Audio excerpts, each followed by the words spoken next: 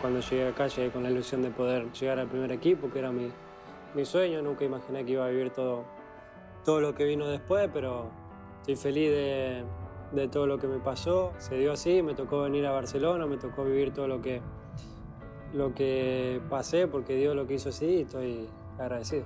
Mantenerte durante mucho tiempo y más en un club como este es muy, muy difícil. Yo tenía la ilusión, la convicción y la confianza de que quería triomfar en el Barça, costase lo que costase. Veure'm en una llista dels millors futbolistes del món o candidat a la pilota d'or hagués sigut impensable quan començàvem 16, 17, 18 anys. Era impensable. Hem superat totes les barreres o tots els somnis o pensaments que un ha tingut. Sí, sí.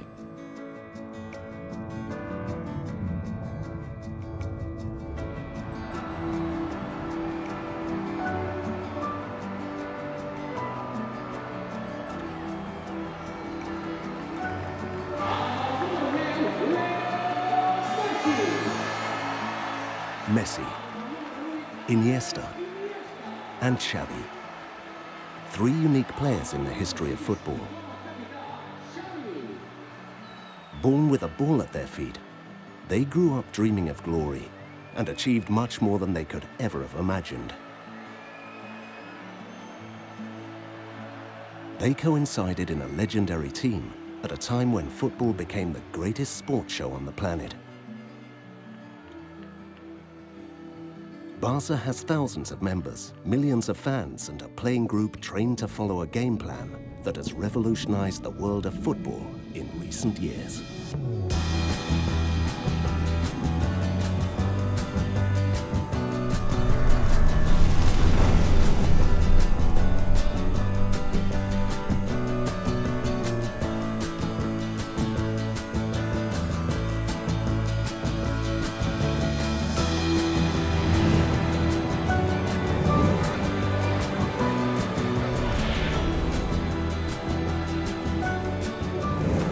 Barcelona, a friendly, vibrant, attractive and modern city that has been open to the world for centuries.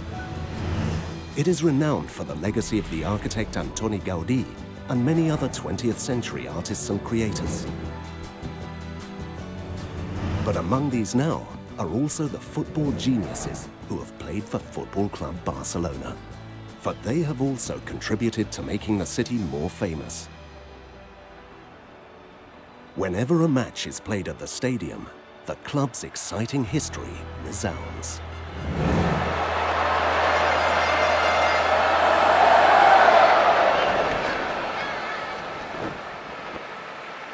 Today, it is one of the world's most famous clubs, but its true history remains unknown to many people. It was founded in 1899, and interestingly enough, not by a Catalan, but by a 22-year-old Swiss man named Joan Gamper. A lover of all sports, not just football, he left the ordered, peaceful landscape of his native Switzerland for a bustling, emerging Barcelona in search of a better future.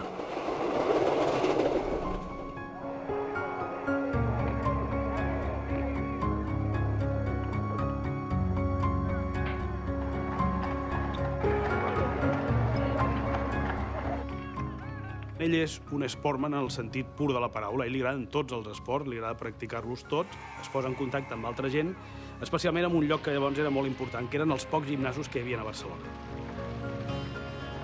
I eren els llocs on, clar, es trobaven els 4, en aquella època, bojos per l'esport, que eren vistos com gent una mica excèntrica.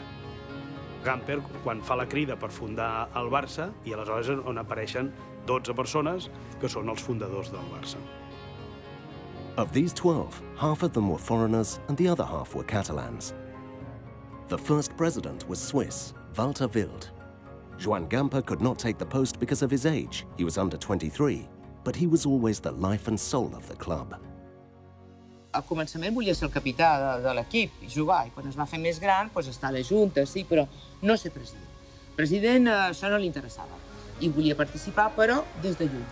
I ell, quan el club tenia problemes, llavors en aquell moment agafava les riendes del club i el tirava cap endavant. Buscava signatures, buscava cèntims, buscava alguna cosa perquè el club tirés endavant. These sports lovers transformed a small group of friends into a great football club. In the 10s and 20s, a competitive Barça was already attracting crowds to its stadium in Industria Street, and later to the neighborhood of Las Corts.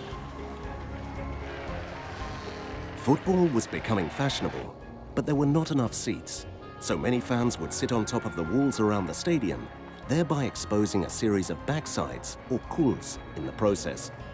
So the city's inhabitants dubbed them culés, a term still used today. Football was becoming a spectacle, and the players went from being amateurs to professionals. If previously they had paid for membership to play, they now demanded payment. It was a painful change for Gamper's spirit for amateur sport. Ell seguia creient en l'esport amateur. Una altra cosa és que havia fundat un club, allò s'havia anat fent gran, i perquè aquest club estigués en els llocs preferents, havia de fer aquest pas perquè era el pas que feia l'evolució del futbol en general. Gamper was an idealist who would have liked to live in classical Greece and participate in the ancient games, testing his physical and mental endurance. He understood sport as a way to educate oneself in the values of friendship, respect and competitiveness. Values that are difficult to maintain in any modern-day competition. Nonetheless, Barça has striven to maintain these ideals of its founder, especially in recent years.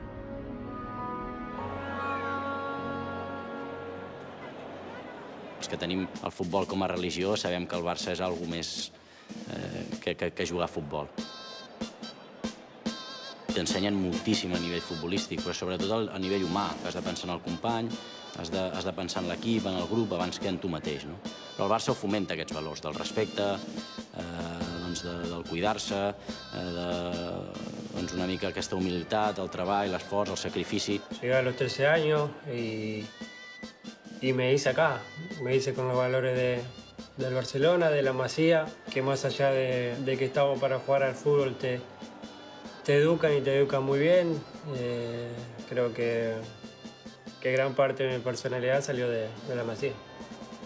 Las cosas con las que he podido crecer en el sentido del respeto, de la educación, de la humildad, del respetar a tus compañeros, ha sido el aprender y tener pues cada año que ser mejor. The noble values of competition have always existed, but they have not always been promoted. They have often been buried by passion, ambition, combativeness, money, or politics. Football is by far the most popular sport on the planet, but it's difficult to imagine it free from all these conflicts and interests. Gamper today would not believe the amounts of money that move the football world, over 20 billion euros, or signing major stars for up to 100 million. As the true lover of sport that he was troubled by the big business that was already moving football then. De fet, hi ha acudits de l'època en què ell, per exemple, quan negocia contractes amb jugadors, li volia donar unes vitamines, i les vitamines eren d'amor al club, perquè amb les vitamines de l'amor al club reclamés menys diners al jugador, no? Gamper was a committed man, a dreamer. His love for the club helped him to overcome many obstacles, such as a lack of funds, which he covered with his own money, or reprisals against Catalan demonstrations in the 1920s. Even then, Barça was becoming a symbol of Catalan identity that ran counter to the Spanish dictatorship of the time, and this brought with it a few problems. Jo que sé, una vegada van tancar el camp perquè va venir una esquadra inglesa i portaven un equip de futbol. I van jugar al Barça amb els inglesos. Van trucar l'himne anglès, tots drets, i quan va acabar aplaudint. Toquen l'himne espanyol, no se mor ningú de la cadira. El van tancar mig any. It is surprising that 90 years later, under full democracy, many Catalans once again jeered the Spanish anthem, as they did at this King's Cup final a few years ago. The authorities installed 100,000-watt speakers to drown out the jeers, but it didn't work.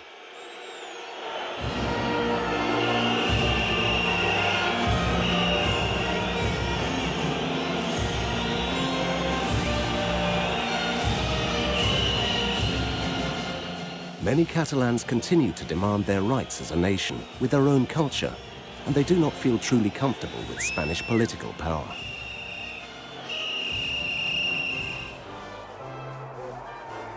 Joan Gamper had to pay the price for the anger directed against the anthem in 1925. The authorities punished him by banishing him from the club and the country. And although he was allowed to return later, he could not hold any posts in the club. This sank him into a depression that was aggravated by the devastating effects of the Wall Street crash.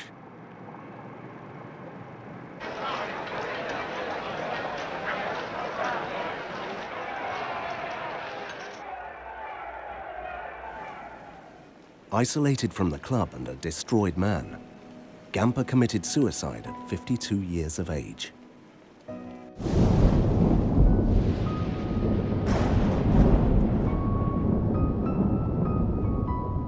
Va haver una consternació ciutadana molt gran. Si Gamper potser s'havia pensat que ningú se'n recordava d'ell, això no era veritat perquè el seu funeral demostra tot el contrari. Va haver moltíssima gent al carrer.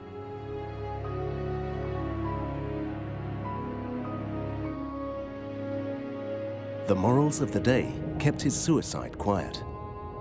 Gamper, however, had left behind a very dynamic football club.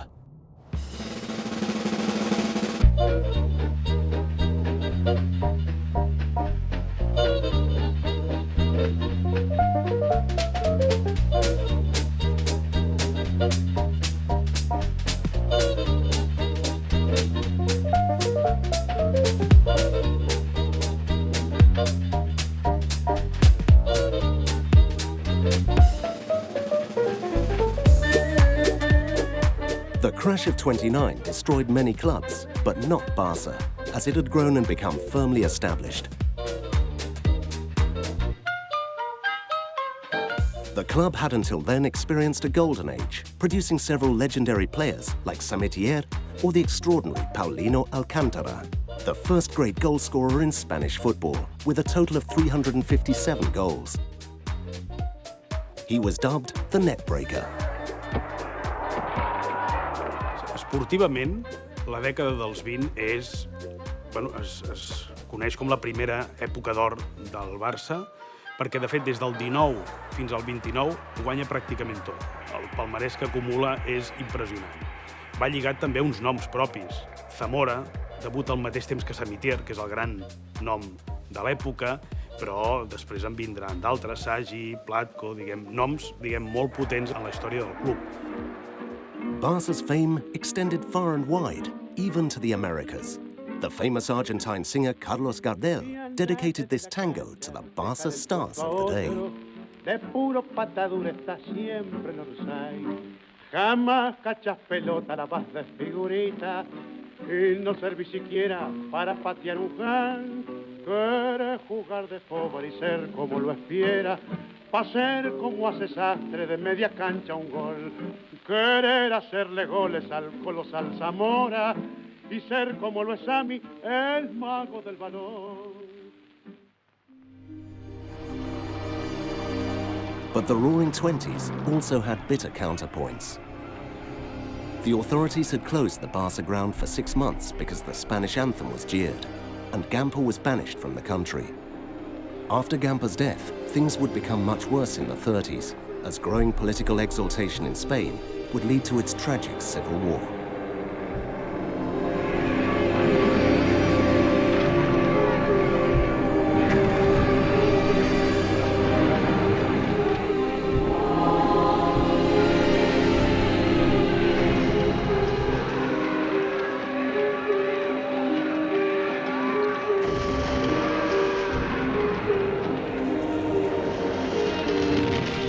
Barça com un club que era el reflex de la societat catalana, doncs lògicament a l'inici de la Guerra Civil viu el que suposa aquest inici, que és un col·lapse de les institucions, un descens amb el nombre d'associats i també una certa crisi des del punt de vista econòmic, però sobretot que també aquest gran equip que del 19 al 29 ho havia guanyat pràcticament tot, deixa de guanyar-ho tot.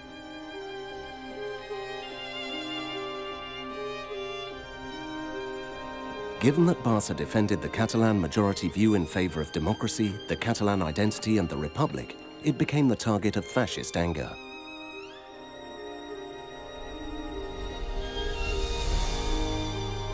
The clubhouse was bombed, and its president, Josep Sunyol, was killed by Franco's forces.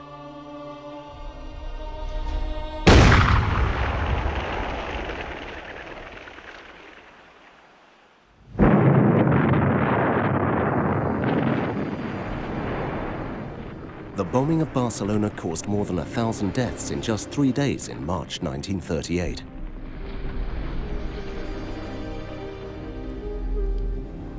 The bombs destroyed Barca's offices, shattering many of the trophies it had won until then.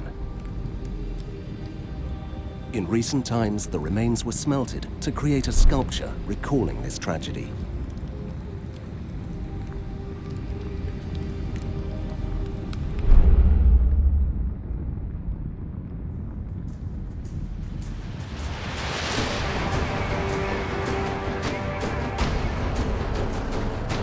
The civil war claimed many lives and demoralized the Catalans, the majority of whom had opted for the Republic, the losing side. After the war, the fascist dictatorship of General Franco, who would remain in power as a historical anachronism for 40 years, took its toll.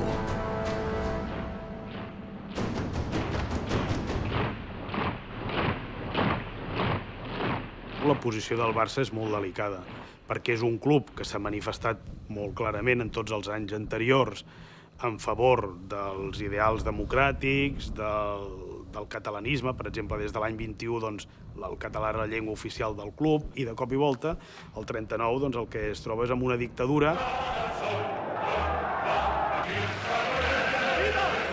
que vol controlar tots els clubs esportius, no el Barça, tots, de tot Espanya. Per això les directives, per exemple, les nomenaven directament des de la Delegació Nacional de Deportes, de la Falange. En el cas del Barça, el que va ser més notori va ser doncs, obligar d'alguna manera a que aquest Barça demostri que ja no s'assemblarà al Barça anterior. Per tant, que renuncia a tots els valors que se suposaven implícits al Barça anterior a la Guerra Civil.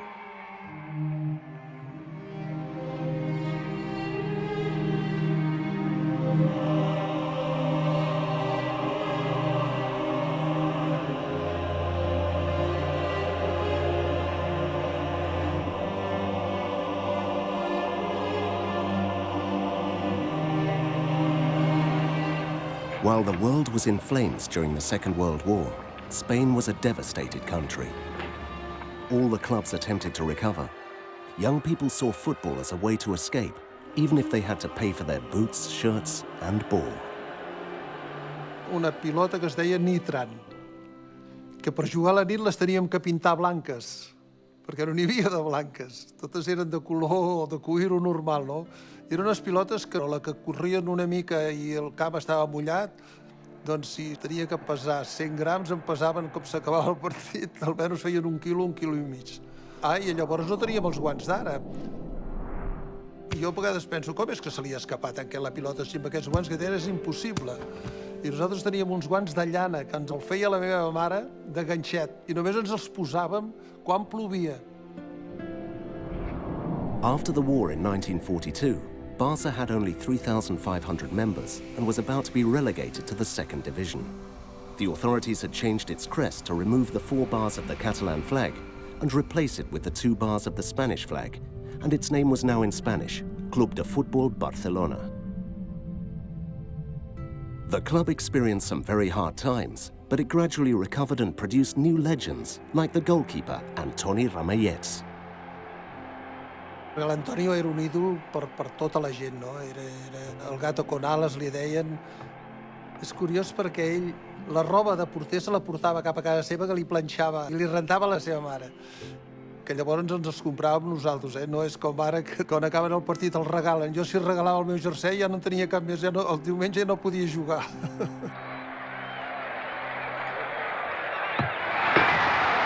No Barca player of the last century can be compared to Ladislau Kubala, a Hungarian with Slovak parents who had fled the communist regime and dreamed of settling in Spain. He had spent his childhood playing football in the streets of Budapest, was blessed with great talent, and had the build that would bring him success. He joined Barca in 1950, initiating a new golden age.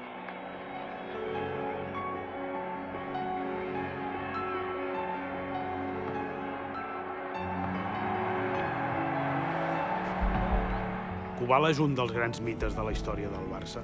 Era un jugador molt bo, era un jugador, a més, que en aquell moment anava envoltat de tota unes circumstàncies extraesportives molt potents, perquè, clar, ell, en definitiva, era un refugiat que fugia dels països de l'est, que això entrava en una dinàmica de guerra freda.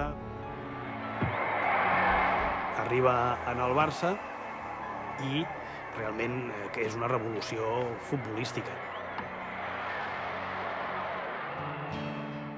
L'aguantava molt bé, la feia anar als dos cames amb una facilitat extraordinària. Va arribar fins un moment que arribava a fer sentat a terra com els de circ. La pilota aixecava, pum, pum, pum, pum, i m'aixecava. O sigui, per què? Doncs perquè el Kubala ho dominava, ho feia ell dormit. Una de les principals coses que fa és que ensenya al món coses que no s'havien vist. La gent anar al camp només per poder veure Kubala. És el Barça de les 5 copes, tothom vol jugar al Barça en aquell moment, no? Kubala als anys 50 va ser una de les persones que va donar-li al club una dimensió futbolística i social fora de mida. A més, tots els personatges més populars de l'època crec que volien tenir alguna relació amb el Kubala. El Barça sempre ha tingut una cultura de joc, però qui l'ha fet a manifest al terreny de joc ha estat un estranger. És curiós què passa amb Kubala, és curiós què ha passat amb Cruyff, és curiós què ha passat amb Ronaldinho, és curiós què ha passat amb Messi. Això és una de les altres coses que no passa en molts clubs, no? El Barça és capaç de crear equip, però qui marca les diferències acostuma a ser un estranger que s'empalta molt de la cultura i del sistema de joc culer i que li dona una dimensió que difícilment li dona un jugador d'aquí, no? I és interessant perquè lliga molt amb l'esprit de Gamper.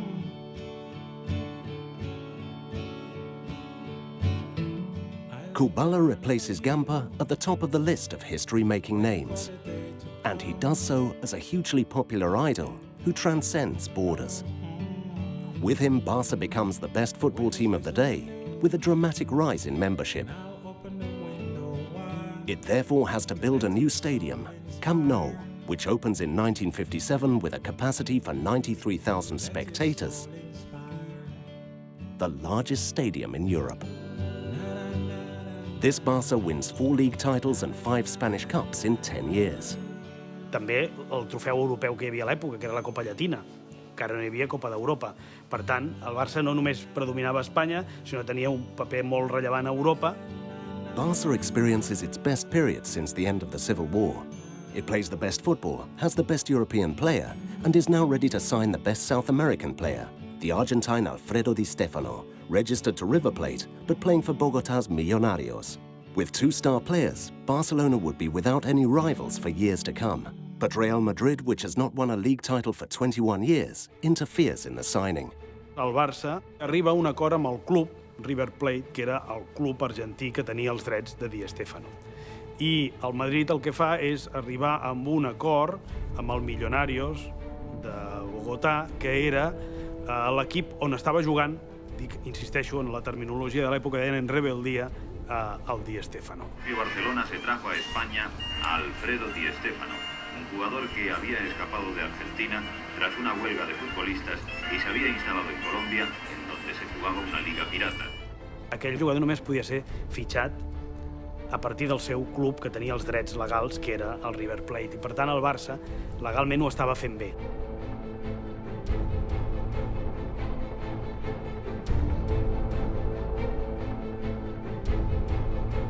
Di Stefano ve a Barcelona, s'entrena amb jugadors, el volen portar a fer algun partit amistós, aleshores es desplega tota una acció combinada entre la Federació, el Real Madrid i la Delegació Nacional de Deportes de la Falange per començar a posar tots els impediments. I aquí es pot veure com cada dia es canvia la legislació sobre l'entrada de jugadors estrangers. És a dir, quan el Barça ja el té fitxat, aleshores es decideix la federació que no es pot entrar jugadors estrangers. Quan, en canvi, també podria anar al Madrid, torna a revocar aquesta ordre. És a dir, és un continu anar i venir de l'estiu del 53 en què es fa totes les accions legals perquè el jugador no arribi al Barça.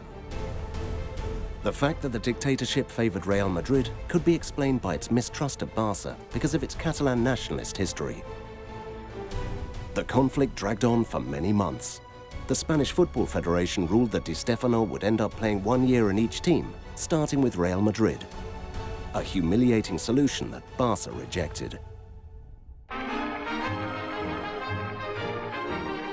A partir de Di Stefano, el Madrid edifica la seva història. O sigui, la història del Madrid coneguda mundialment és a partir de les 5 Copes d'Europa que guanya amb Di Stefano, no? It is no wonder that this case would go on to create a huge sense of grievance and discontent, which would deepen with Madrid's success and Barca's failures in the 60s. As Barca slumped, Real Madrid took advantage of the sympathy between its board and the regime and went on to conquer 5 consecutive European Cups, thanks to the brilliant generation of players led by Di Stefano.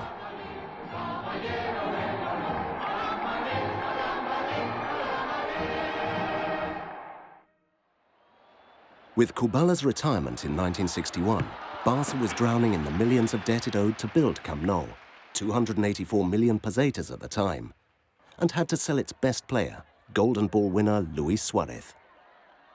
El Barcelona es va tindre que vendre el Luisito Suárez, que és com si ara es venguéssim el Messi. Bueno, ens quedem sense el Messi, però s'ha quedat sense el Messi. Es notarà la falta del Messi? Segur que es nota. I la de Luisito Suárez es va notar. Aleshores s'entra en un període que és un període esportivament molt i molt fluix. Són aquells 14 anys sense cap lliga, que s'explica no només per algunes decisions més o menys encertades a l'hora de fitxar, sinó sobretot perquè no hi ha capacitat econòmica. L'etern rival és el que ho guanya tot, que tu saps que hi ha en origen alguns favors estatals però que no expliquen els teus errors. Però, clar, aquesta dinàmica s'ajunta tot i aleshores, clar, tants anys de penúria que es va creant d'un cert victimisme també en molts moments.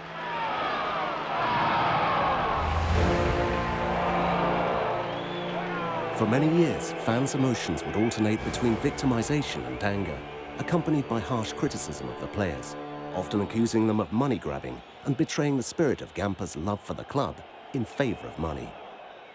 Les crítiques dolen sempre, és a dir, el preocupant seria que no fessin mal. Al final que et critiquin i que diguin que el treball que realitzes en el terreny de joc no és l'adient o no és el millor del món, sempre molesta i a vegades les crítiques fan que es millori, que vulguis ser millor. Es pensa la gent que tot s'ha de guanyar molt fàcil, que el Barça ha sigut sempre guanyador en tota la seva història i no ha sigut així. The 60s were the worst in the club's history.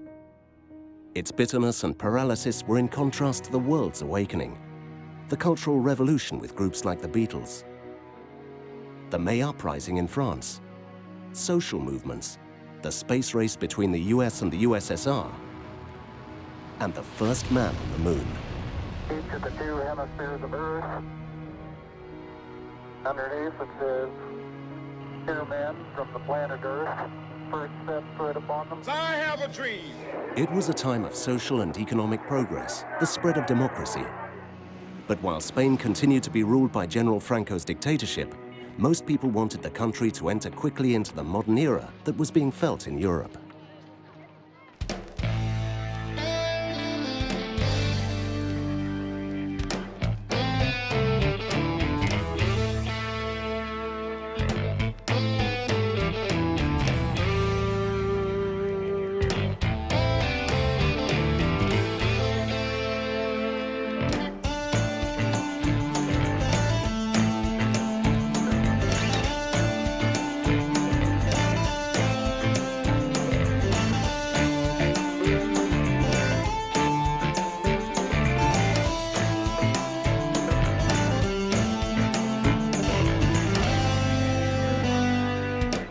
The Dutch team Ajax Amsterdam was the envy of the football world. Ajax wrested European dominance from Real Madrid and revolutionized the game with a new philosophy, total football, which was devised by the team's coach, Rinus Michels.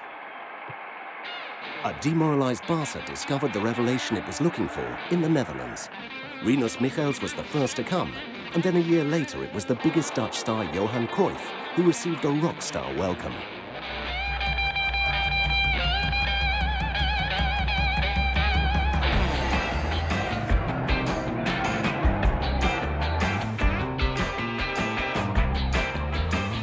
Cruyff era en aquest sentit un revulsiu en el terreny de joc, però també com a imatge d'un jugador jove, modern, que tenia el cap en d'altres coses, que a més, clar, va fer, li preguntaven pel divorci, per coses d'aquestes, que aleshores aquí ningú podia dir res, i ell es manifestava obertament com una persona, diguem, molt liberal des d'aquest punt de vista, no? És clar, el Cruyff era una imatge, era una icona, diguem, d'això, de l'Europa aquesta que nosaltres no podíem accedir, no? Va crear una expectació nova i vam començar a perfeccionar el tipus aquest de futbol que venia d'Holanda, que ja havia portat o l'estava incorporant el Rinus Michels aquí, amb aquell futbol total, saps que tots arrencàvem, tots sortíem, tots pressionaven, i va ser amb el Cruyff, acabar de rodonir el sistema, va ser aquell any que vam arrasar. Nosotros, desde casi el inicio, donde empezaba yo a jugar en esta temporada, no perdimos ni un partido hasta ganar la Liga. Todo el público era a favor, toda la prensa y toda España era a favor, todos los resultados iban a favor. Por lo tanto, el equipo tenía tanta confianza que no tenía no había nadie que nos podía parar.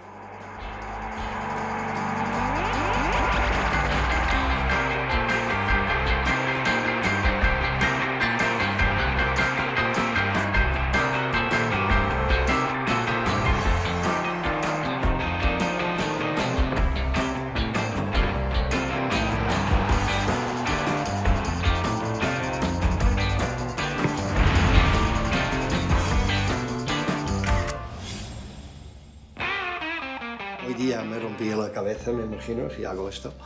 Pero era un centro y no sabía qué hacer y de cabeza sabía hacerlo, pero tampoco del otro mundo. Entonces he hecho un giro y un salto y hay que tener la suerte de tocarlo bien y que entre.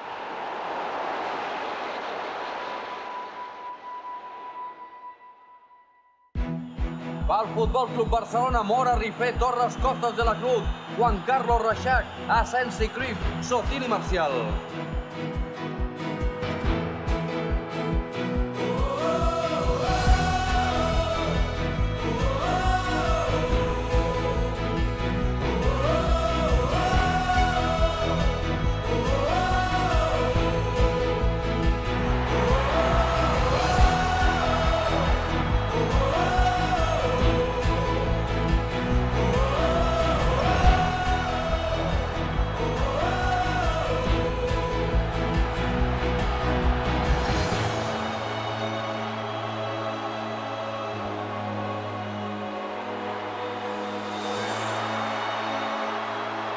Tothom et parla de aquell abans i aquell després d'aquell partit. I està claríssim que era un moment que era després de 14 anys. Jo crec que ha sigut un cop total i en tots els aspectes.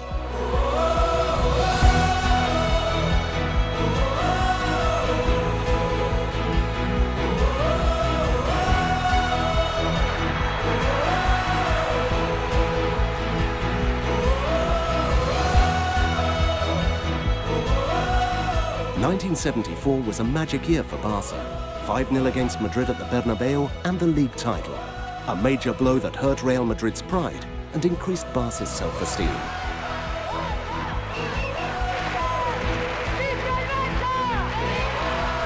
It was Barca's revenge, for until then the culés had a complex about the almighty Madrid, pampered by the regime. I think Barca is més que un club. I mean, obviously, you become aware of the history, you become aware of the fact that that was pretty much the place where they could speak their language during, the Franco days and civil unrest. And you hear the stories about people, being imprisoned because of speaking Catalan, etc. And I got the sensation that the club, Barca, was almost like a representation of Catalonia against the rest of Spain, and in particular Franco's Real Madrid, and hence such a great rivalry. And I think even as a foreigner, as a foreign player coming in, you sort of grasped that importance, significance. I remember my first game was at Madrid. When we arrived, they would just be going Spain, Spain, as if to say, we're Spain, you're not Spain, you know, and it was unbelievable. So that's when you start seeing that, that's when you want to really find out what it's about. Sí, home, jo també puc dir que a vegades molta gent, encara els que jo conec, quan el Barça juga contra el Real Madrid, juga a Catalunya contra Espanya. Que és difícil d'explicar, és un problema de viure-ho i entendre-ho.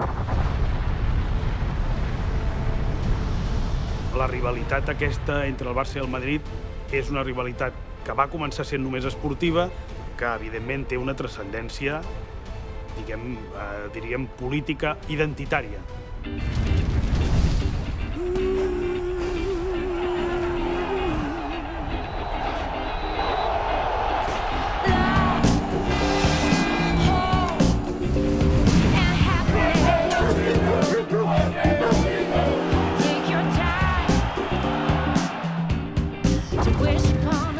In the 80s and 90s, a minority of radical fans from both clubs caused many problems inside and outside stadiums.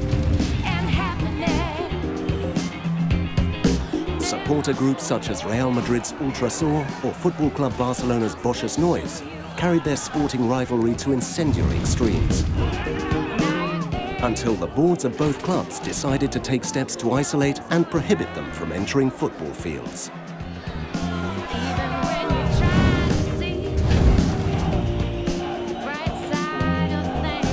In recent years, Barcelona Football Club's determined attitude to eradicate violence has led to good results.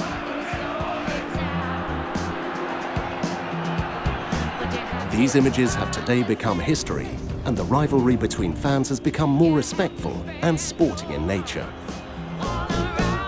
But Barca Madrid is unique. It's not, for a start, they're from different cities. I'm sure there must be other rivalries in world football that are strong, but I don't think there's anything like this one. El Clásico is...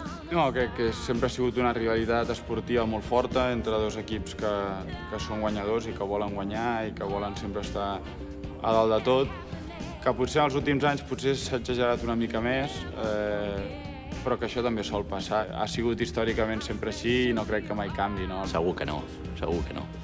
No seria tot tan passional ni seríem potser tan culers com ho som. Tothom necessita a vegades referències d'enemistat, no? Per potser superar-se d'alguna manera. Has de veure algun rival per competir, si no la competitivitat o la competició en si no tindria sentit. Per això doncs, que el Madrid és un gran rival històric del Barça, evidentment.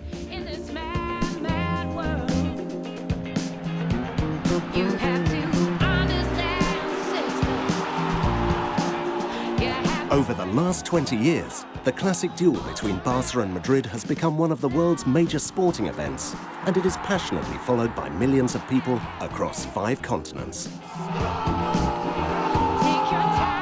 A fact that promotes and benefits the spectacle of football and the popularity of both clubs.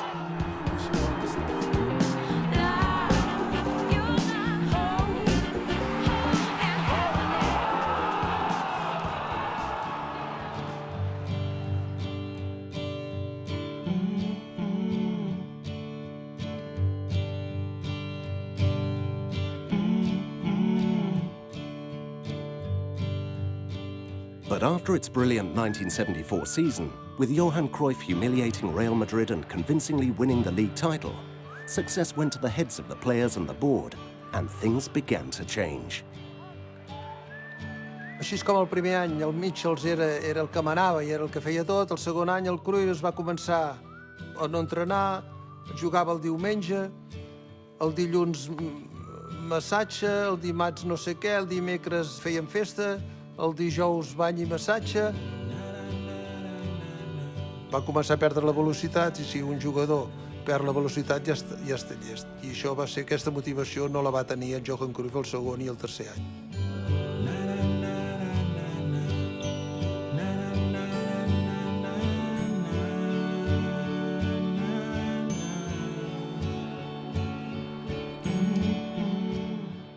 Johan Cruyff's star on the playing field faded away until his departure in 1978. But both he and coach Rinus Michels had already imbued Barca with a new personality.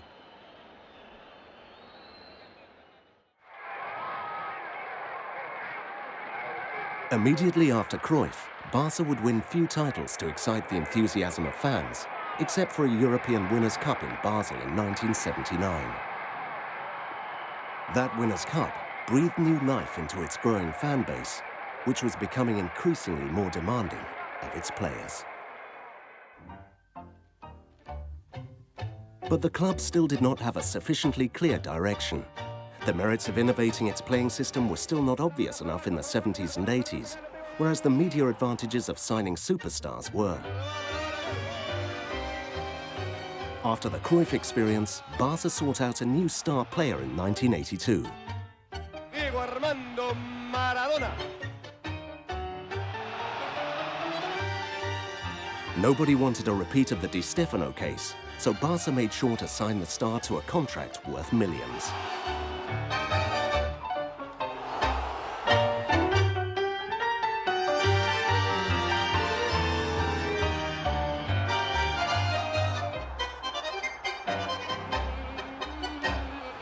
Veure Maradona era veure un espectacle per si sol.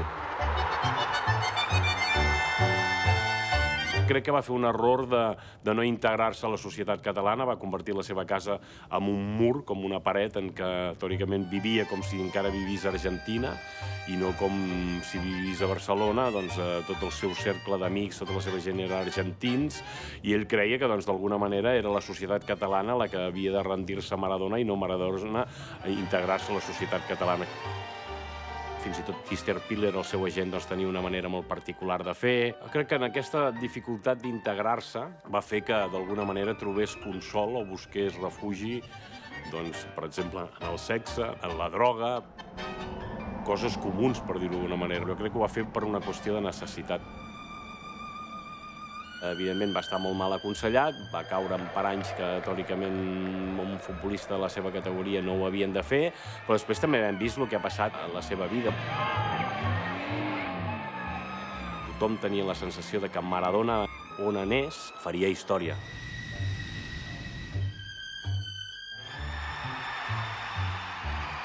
Se'n va anar al Nàpols, ho va fer, i se'n va anar també a la selecció argentina i va fer el famós gol, els famosos gols contra Anglaterra, no?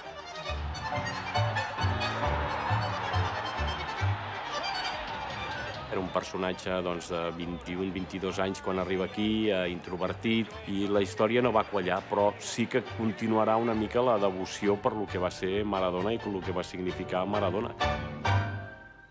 Bueno, el tango es de una época anterior en la vida, ¿no? Me gusta escucharlo, pero no soy un fanático del tango.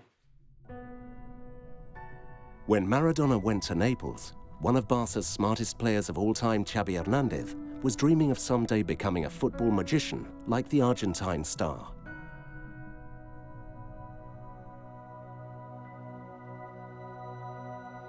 As a 4.5-year-old, Xavi was always kicking a ball around everywhere, as if nothing else existed in the world.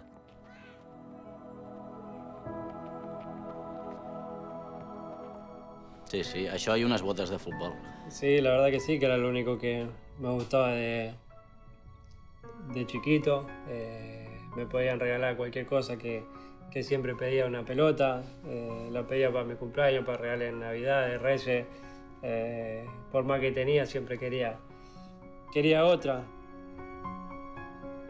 Their obsession with the ball from early childhood would make them exceptional players for Barca. They never let go of it. The playing idea instilled into them as kids was this: if you always have the ball, the opposition will never be able to beat you. A few years earlier, grassroots football had come around to this philosophy of play, thanks to Rinus Michels and the club's trainers, in the belief that training players at home was better than signing individual foreign players with another culture. In 1979, the youth residence La Masia was set up to accommodate and train grassroots football kids from outside Barcelona. Among them were two boys who would go on to make history, Pep Guardiola and Tito Vilanova. The two were discovered by recruiters traveling through towns and villages in search of future talent.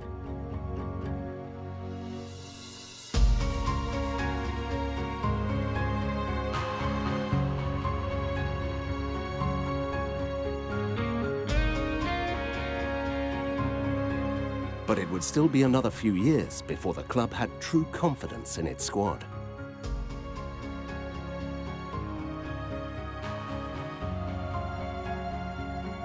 Barca was still committed to big signings, some of whom were problematic characters, such as Bernd Schuster from Germany. With him, Barca would once again win a National League title in 1985 after 11 years of missing out, and a year later it would return to playing a European Cup final. 25 years had passed since its last. Everyone assumed Barca would win, but the team came up against the stubborn defense of its opponent Steaua Bucharest. It ended in a 0-0 draw and a tragic penalty shootout. Jo crec que va haver un triomfalisme tal que allà, al final, els jugadors ho van acusar-ho, perquè no és normal anar a una tanda de penals i no fer-ne cap dels 5. La porteria es va fer no de 7,32 que fa, no. Es va posar de 3 metros.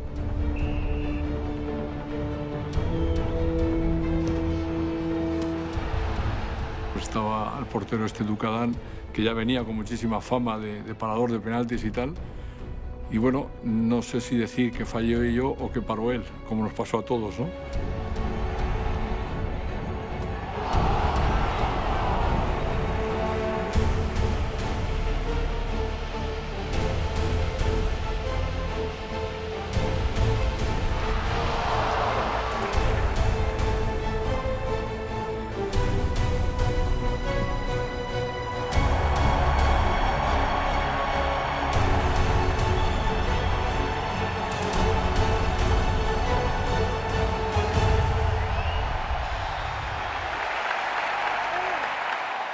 No pot ser que un nivell de jugadors del Barça, els 5 no fotin el gol.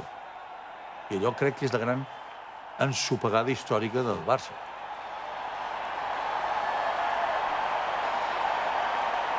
Sí, fa molt mal, molt mal. Al final pots ser molt bon equip, pots tenir grans jugadors, però no sempre es guanya i que a vegades també has d'acceptar que hi pot haver un equip que algun dia pot ser millor que tu. Cuando van saliendo los resultados todo parece más fácil. Pero el fútbol o el deporte no es eso. Por eso que a veces cuando no se gana o cuando pierdes un título o cuando pierdes una liga, parece que es el fin del mundo. The bitterness of that defeat lasted 2 years. Barca didn't win any titles during the 86-87 season, and halfway through the next, the players rose up against the president over a contractual issue involving 2 contracts, federation and image rights. The tax office declared this practice irregular and ordered the players to pay what was owing, as well as some additional fines. The players felt cheated by the club and accused the board. A big scandal.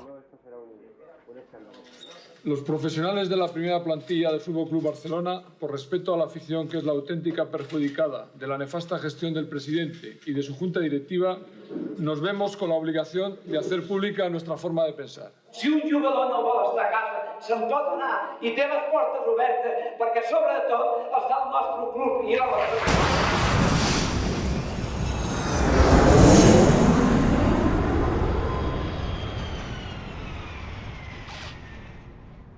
The struggle resulted in a complete renovation of the playing group and the return of the man who had revitalized the club a few years earlier, Johan Cruyff, now in the post as coach. He was clear upon arrival, a return to total football, although a revised and improved version. And above all, the club had to stop playing the victim. El Barcelona, ¿qué quiere? Que quiere ser el mejor. Entonces, si tú quieres ser el mejor, hay que portarse como el mejor. Si no, no tiene sentido. No puedes ir de víctima y ser el mejor, es imposible. Por lo tanto, en todos los sentidos hay que intentar de mandar. Y mandar en el fútbol es que tener la pelota. Bueno, era en este momento una revolución que en mi juicio no era una revolución. Solo necesitábamos gente que podían hacer esto. Cruyff implemented his so-called rondo training exercise. The rondo technique encourages players to avoid losing the ball when they have it and to steal it when they're in the middle of the circle.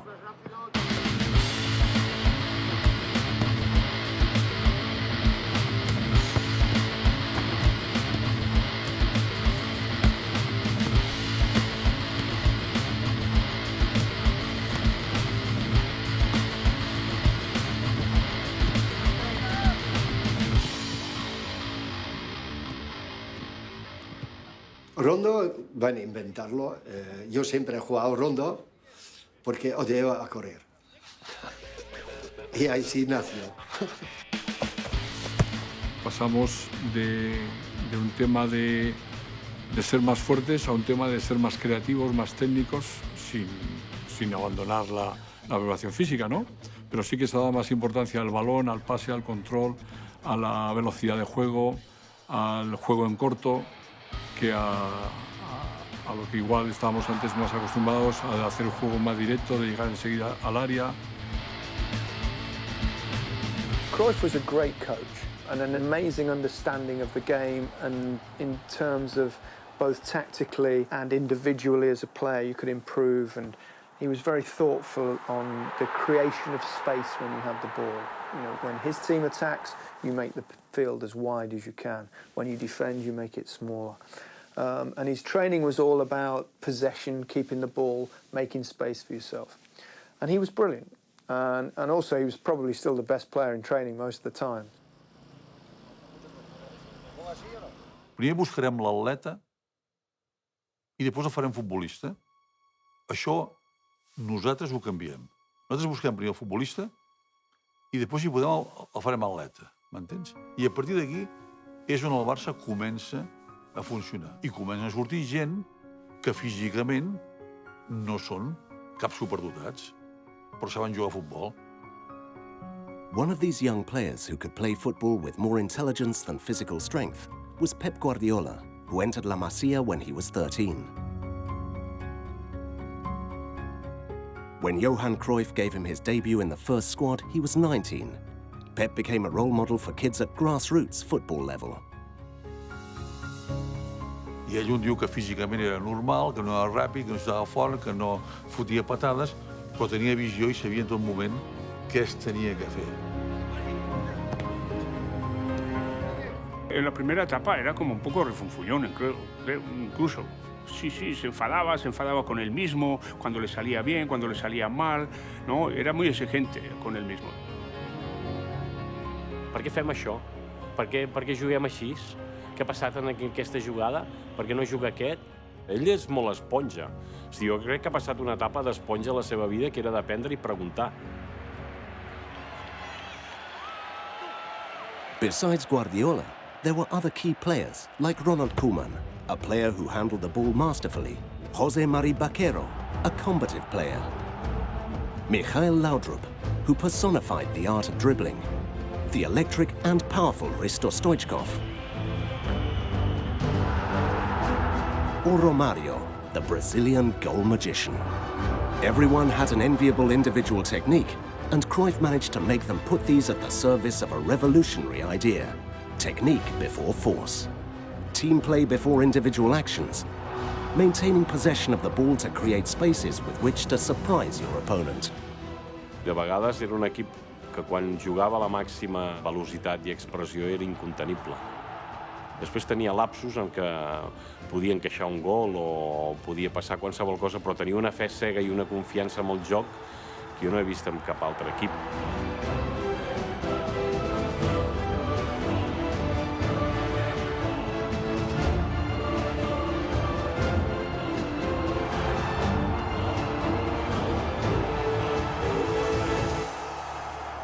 Cruyff's team won the Spanish League title in '91, and in '92 it reached the European Cup final and attracted worldwide affection.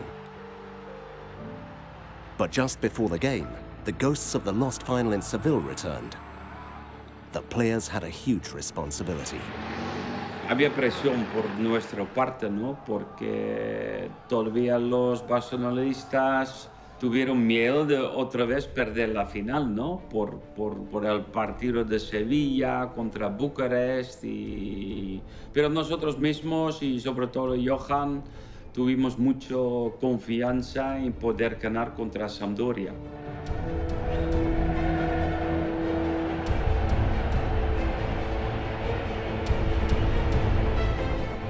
Tensión es bien, pero nerviosismo no. En este final, lógicamente, de todo rodea a Barcelona, iba de víctima, a ver si nos pasa, a ver si perdemos, a ver no sé qué. Entonces he dicho esta frase, digo, no sé cuántas veces que vas a jugar, pero disfruta y sigue riendo y sale viendo igual el resultado.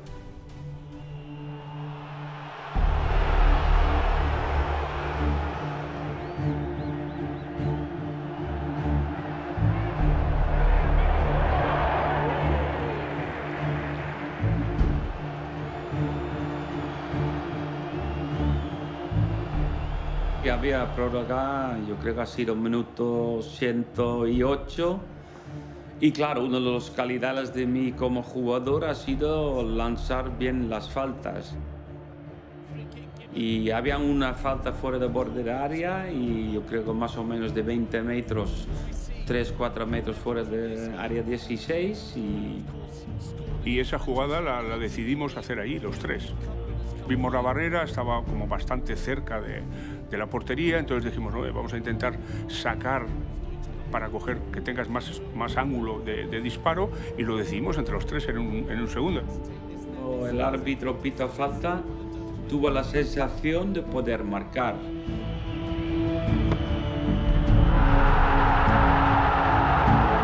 Y claro, hay que tener suerte porque normalmente siempre tocas a un defensa quien sale de barrera, ¿no? Y el balón ha sido muy bien pegado, fuerte, banda esquina de portero, pero sorprendido por la velocidad del balón.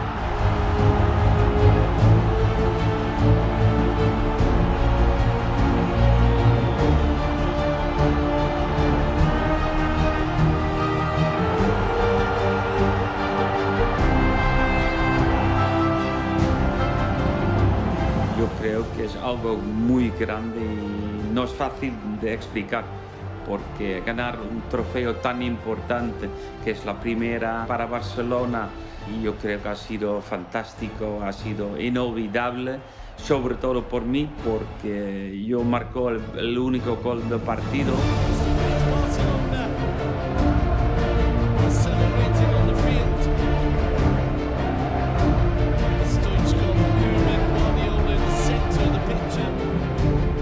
Llegamos en el Prat, en el aeropuerto, y había tanta gente por la calle. En Barcelona mismo había, creo, más de 1 millón de personas por la calle. Y me recuerdo también, acabando la fiesta, nos regresamos al Camp Nou, donde había todavía en el estadio 60-70.000 personas.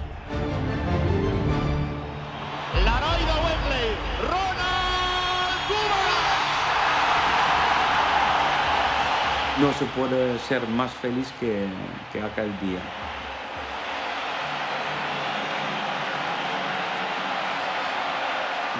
Yo creo que el fútbol te da muchas cosas, pero nunca me he sentido algo especial por ser futbolista. Es verdad que a veces, determinadas edades, ¿no? Puedes volver un poco loco, pero yo creo que iría contra mi forma de ser. Sinceramente, pensar que somos dioses o que somos algo especial. Simplemente, qué suerte tenemos de estar aquí y de haber ganado, además, la primera Copa Europa, ¿no?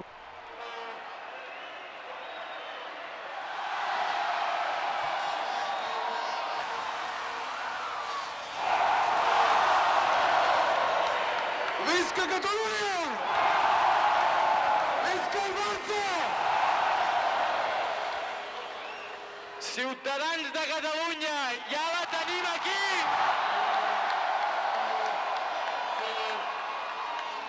Visca O! I visca O!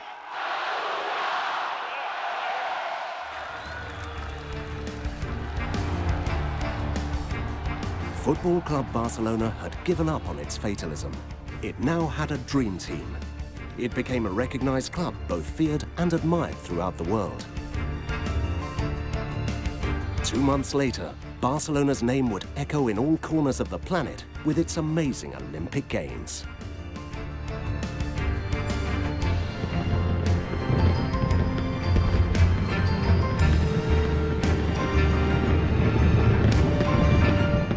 But that revolutionary dream team fell apart in 1996 after winning 4 Spanish leagues, a Spanish Winners' Cup, a Champions League, and a UEFA Super Cup. Cruyff's coaching period lasted 8 years. His final year had been disappointing, with controversial signings and battles with the board. He was first succeeded by the Englishman Bobby Robson, and then another Dutch lover of total football, Louis van Gaal. If Cruyff had acted by inspiration, Van Gaal was a great example of hard work and method. For Spanish people, it was surprising that the trainer-coach was working so hard, more than 8 hours in the stadium a day, and not only training, but also in the books, in the videos, making structure in the club.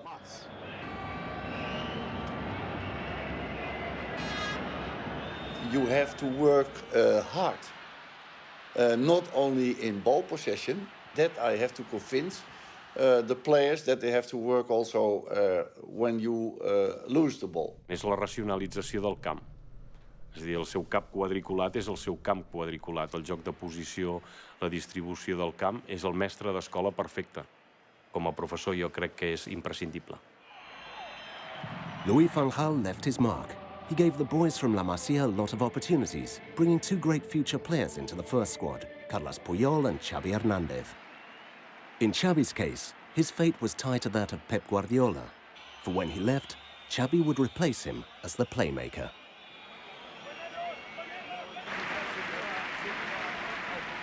Guardiola had already said goodbye to one stage. He had established himself as a key figure in the team, but he didn't feel appreciated enough 10 years after his debut and decided to go abroad. His farewell was on the 11th of April 2001. The fans couldn't understand why a player who had been trained in Barca for 13 years, a La Masia boy, now wanted to leave when he was at the peak of his career. Quan ell anuncia que deixa el Barça, Guardiola creu que pot jugar a la Juve, creu que pot jugar a un equip de primera fila i es troba jugant amb el Brescia, no? Que és un equip en què d'alguna manera és com dir, ostres, te n'has anat del Barça per acabar al Brescia? No pot ser. Són circumstàncies contractuals, la Juve a última hora es fa enrere d'un fitxatge que tenien paraulat, això al final farà que acabi jugant a la Roma. It was fundamentally important for Pep Guardiola, the man, to leave home. He felt undervalued by the directors. He felt a sense of adventure, and that sense of adventure took him to Brescia, to Roma, and it took him to a league in the Gulf. It confused me about a great player playing at that level. He enjoyed it, so fine. But he tried to play for Manchester United. He was interviewed by Sir Alex Ferguson about playing for United. Even went on a trial, una prueba, for Manchester City, and they said, no thanks. What a strange experience for one of the great, great modern European footballers.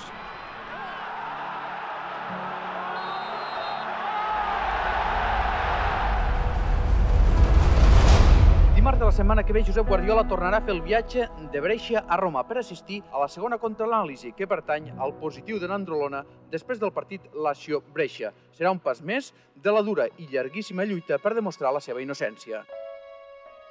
La primera reacció va ser d'enfonsat, no s'ho creia. I després, a partir d'aquí, sí que el que va fer és buscar la veritat.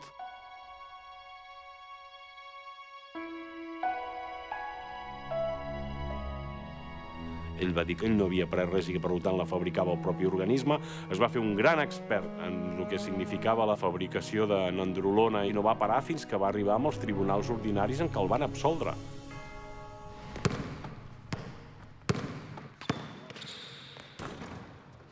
Guardiola's adventure away from Barca had been very unfortunate, but these difficulties shaped his character, and this would become crucial a few years later when he returned to the club.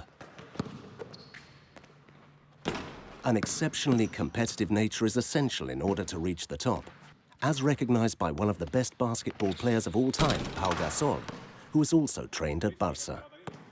Bueno, és una qüestió de personalitat i caràcter, no? També dintre de la persona i del jugador, de l'ambició que tu tinguis i de la gana que tu tinguis de seguir a un nivell i fer el que faci falta per mantenir-te o seguir millorant. Llavors, per mi és una qüestió de mentalitat i d'actitud, de cara a com tu prens, com enfoques i quina prioritat li dones i què estàs disposat a sacrificar per aconseguir aquests objectius.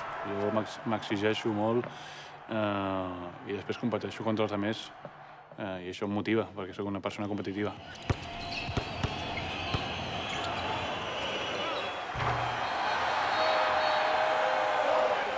Pau Gasol joined Barca at 16, and with him the team became Spanish junior champions.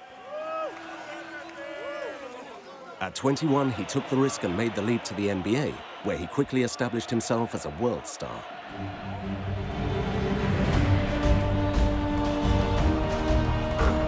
Gasol had grown up in one of Football Club Barcelona's most successful departments. These departments, whether basketball, handball, roller hockey or futsal, have won countless national and international trophies in all competitions.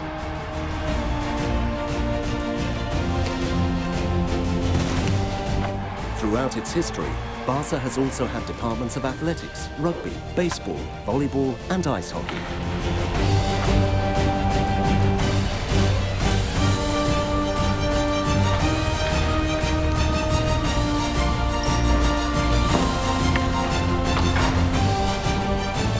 And all of them have contributed to increasing the sporting club's fame worldwide. Unlike many other clubs, Barca has never been in the hands of one single owner or private corporation. This is a truly unique fact. It is owned by its 150,000 members who express themselves democratically and vote to decide on the club's directors and major projects for the future. Unfortunately, the era of Cruyff's dream team was followed by a few years of failed projects, so the club's members voted for a radical policy change in 2003. Pot ser un gran dia perquè es produeixi el canvi que, sota el meu punt de vista, el club necessita. I el que sí que... It was now headed by a group of young professionals launching a new project, with Frank Rijkaard as coach and a player who encapsulated the magic of Brazil, Ronaldinho Gaucho.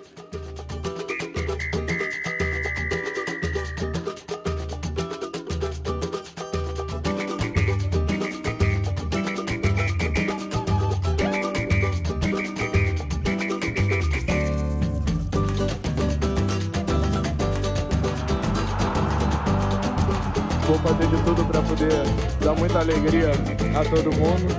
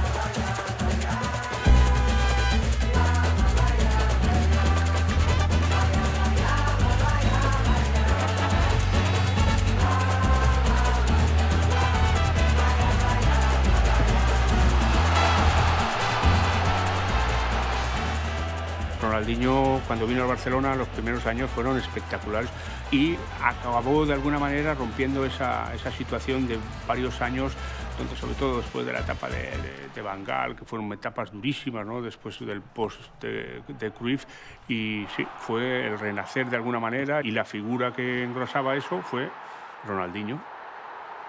Veies el camp ple, la gent començava un altre cop a tenir samarretes del Barça pel carrer, un futbolista màgic, capaç de fer coses que no havíem vist a ningú en la història del futbol. Va fer unes coses, unes virgueries, uns regats, uns driblings que feia a banda, que feia que la gent es posés d'empeu. Vull dir, la seva aureola positiva, amb aquella rialla, amb aquell somriure, contagiava moltíssima gent.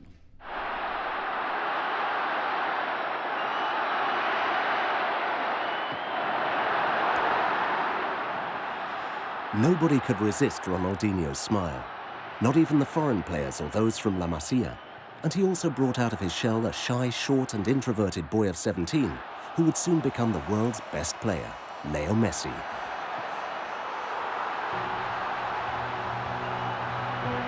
He had entered La Masia when he was 13 and had continued to make progress. He had the qualities to become better than everybody. Diferente, chiquito. La verdad que no me acuerdo muy bien, pero seguramente habrá sido segundo año que estaba acá en Barcelona. El desig seu de voler ser allò que ha acabat sent era tan marcat que això el fa tenir un valor especial. Un talent descomunal, unes ganes de guanyar i un viure l'esport de competició com si fos un joc.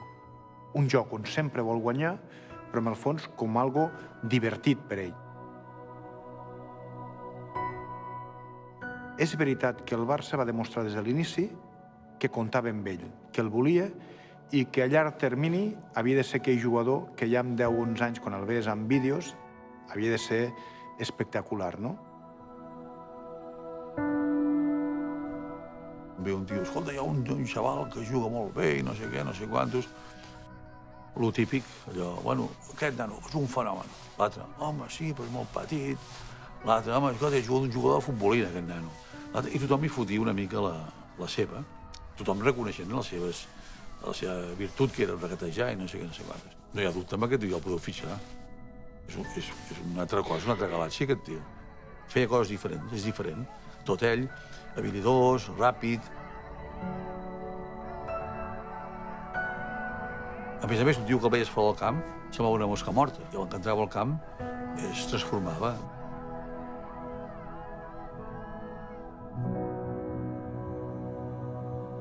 Leo és un noi que arriba i és introvertit, és reservat, no pot jugar.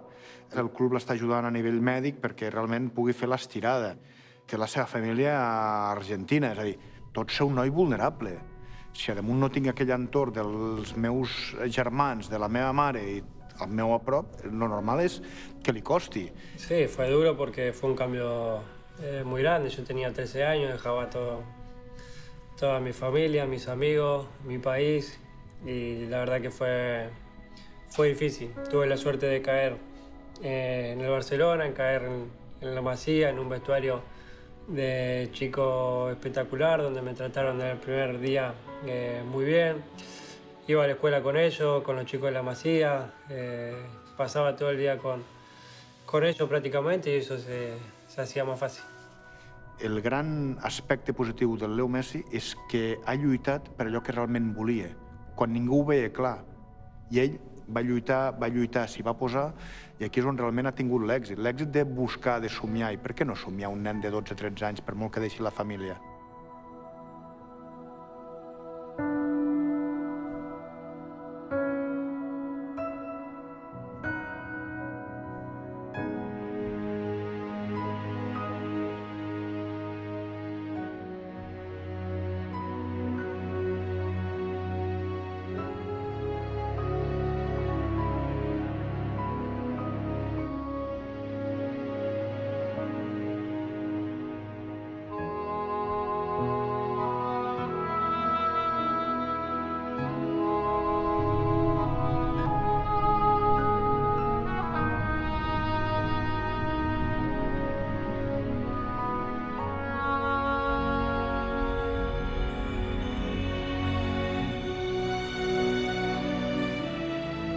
I think I like to play football because I love how the chemistry goes through the players and how you have to work as a team. I think it's really fun. I like the movement, and I think that this is what I'm best at, so I like to capitalize on it. They pass good, they don't dribble, they take space. If they have opportunities, they take it. They try their best. I like how Barcelona passes the ball and their possession and how they can make the ball movement, and I know they're a really good team.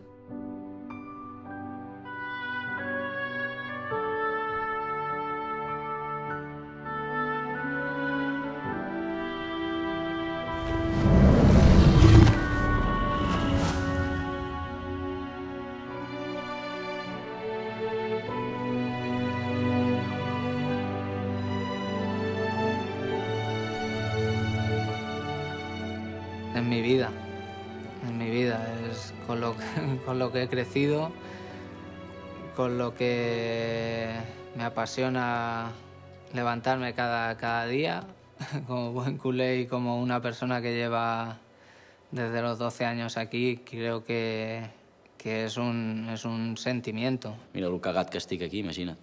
Estic espantat, a l'hora de fitxar pel Barça tens una sensació de por, que tot et ve gran, la grandesa del club et supera, i aquest és dels meus primers dies i de les primeres fotos que tinc com a futbolista del Barça.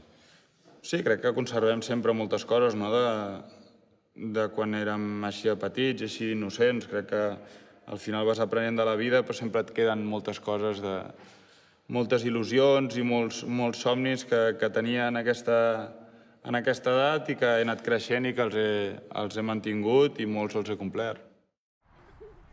Football is a large factory of dreams. Each year, Barca monitors about 8,000 kids throughout the world through its extensive network of scouts who travel from town to town looking for players who have the makings. Thousands of videos are viewed, thousands of reports are prepared, and thousands of tests are made of potentially interesting players, but very few receive the call from Football Club Barcelona. D'aquests 8.000 s'acaben fitxant a 50-60 nois. Estem parlant de que el filtre és immens. I el filtre no sol és que el Barça va a veure, també és que pares s'ofereixen perquè creuen que el seu fill té el suficient talent com per arribar al Barça. Hi ha moltíssimes cartes de nois, de pares, mils de cartes, vídeos, YouTube, on hi ha, en aquest cas, penjat imatges d'esportistes. Ells ho veuen com una oportunitat única de que si el Barça aquest talent el busca, doncs per què no el meu fill? Pero claro, en el camino tienes que dejar a mucha gente. Cuando das una baja te aparece el padre, la madre, el niño y a veces el agente ya a última hora, ¿no? Y claro, que el padre te pide explicaciones del por qué, la madre pues lo siente mucho más y el niño que está llorando, ¿no?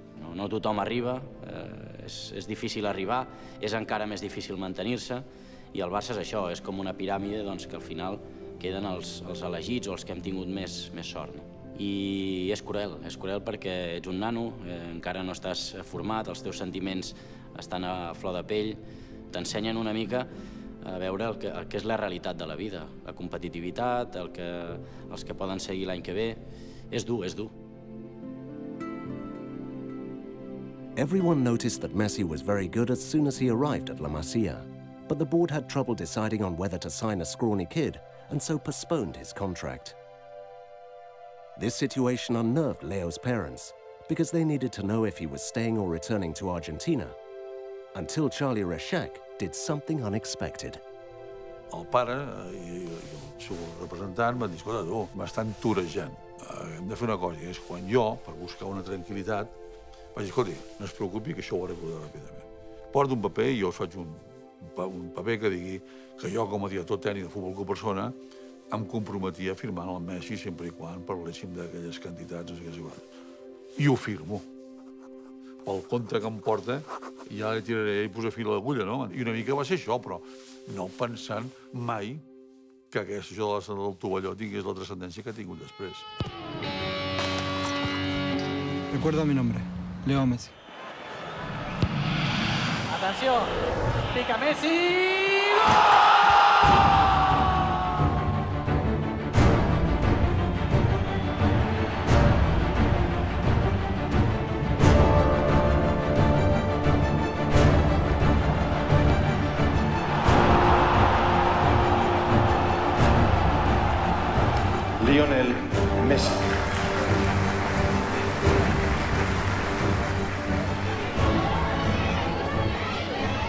Ya era una felicidad estar acá con mis dos compañeros y es un día muy especial para mí.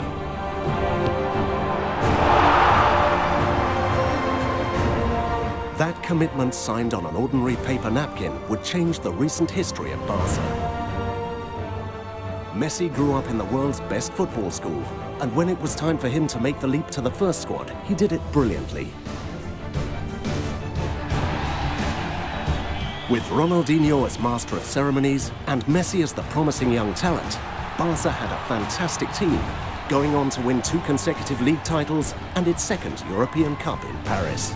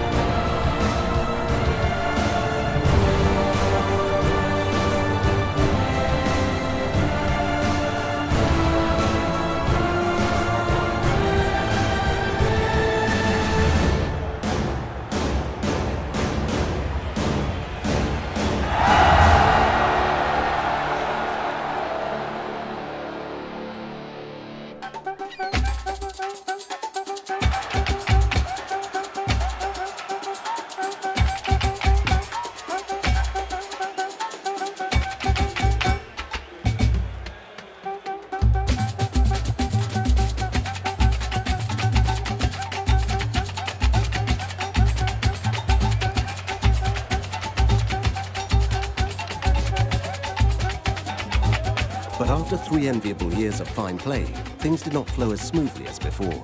The press published news of the Brazilian football star enjoying the nightlife, missing training sessions, and growing a belly. The hangover had arrived after the dream come true of Paris, and Frank Rijkaard was powerless to change things.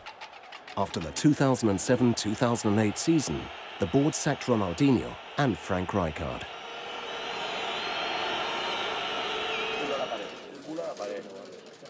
Rijkaard was replaced by Pep Guardiola, which came as a big surprise. A year earlier, he had quietly returned to the club to coach Barca B, forming a tandem with his good friend from La Masia, Tito Vilanova. Despite having La Masia's DNA in his blood, very few people trusted in him to perform. Benvinguts a aquesta temporada, benvinguts a casa vostra. Apreteu-vos els cinturons, que ens ho passarem bé.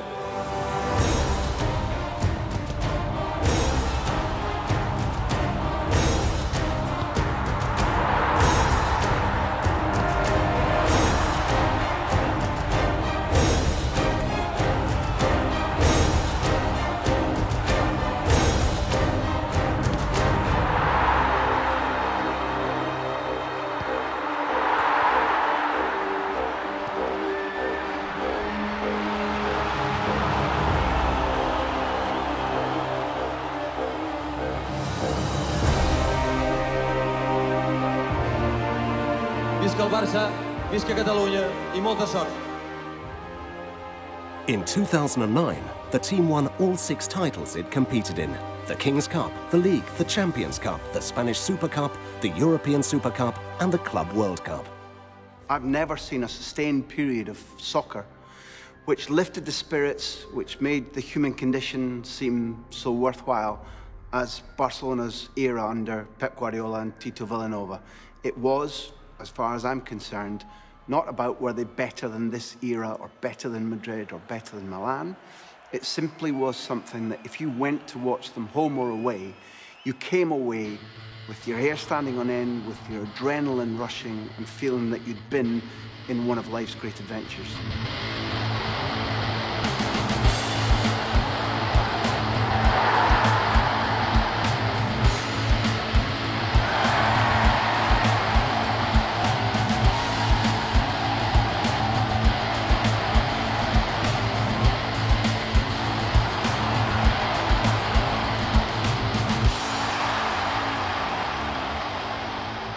don't think there's any question that for a period of time, Barcelona was the best team playing the best football on the planet. Guardiola's years, as Messi emerged with Xavi, Iniesta, Piqué, so many great players, that Barcelona were, and this unique style that Guardiola sort of encompassed, the high pressing, the quick pressing for a few seconds, the ability to keep the ball, the tiki-taka, and it was like they evolved the game.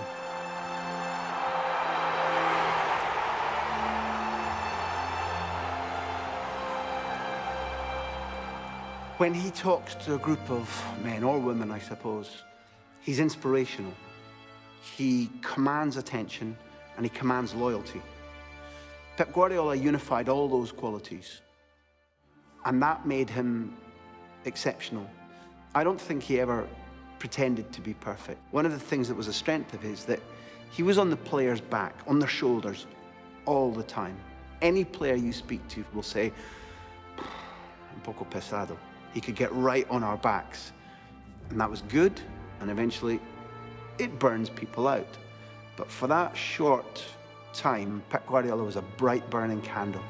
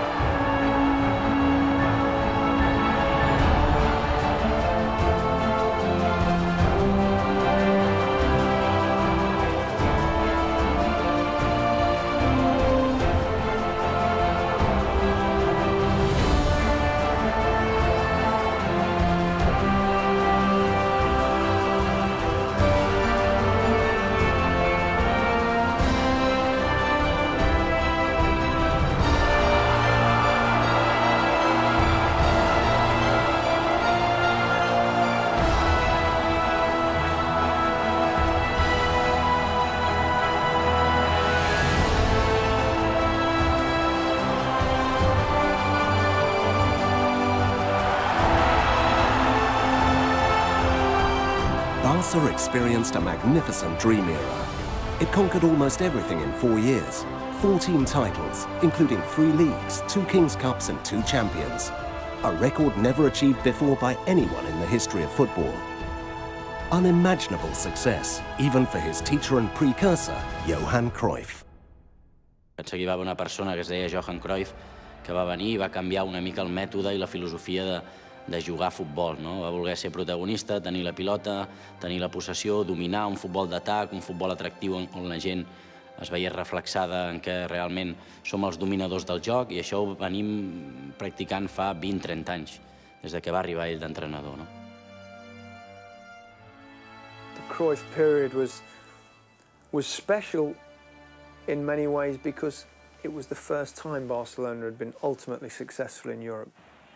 And he did that, and he did it with beautiful football as well, because Cruyff's whole philosophy was about making the game entertaining and keeping the ball and making space and attractive football and great players. And you know what Cruyff did was special because he initiated everything that followed. You wouldn't probably have had the Guardiola era with the Messis and Iniestas, the Xavis of this world without what Cruyff did. So in many ways, I think Cruyff deserves more credit. But if you ask me which team I wanted to see, the Guardiola team, for me, has played the best football I've ever seen.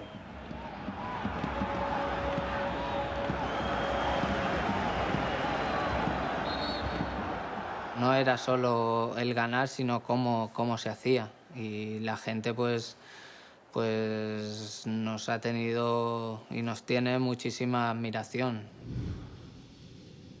I think that if you look now retrospectively to try and identify one leader of the orchestra, one genius, if you reduce it to the coach, You forget about the constant creativity of Xavi Hernandez.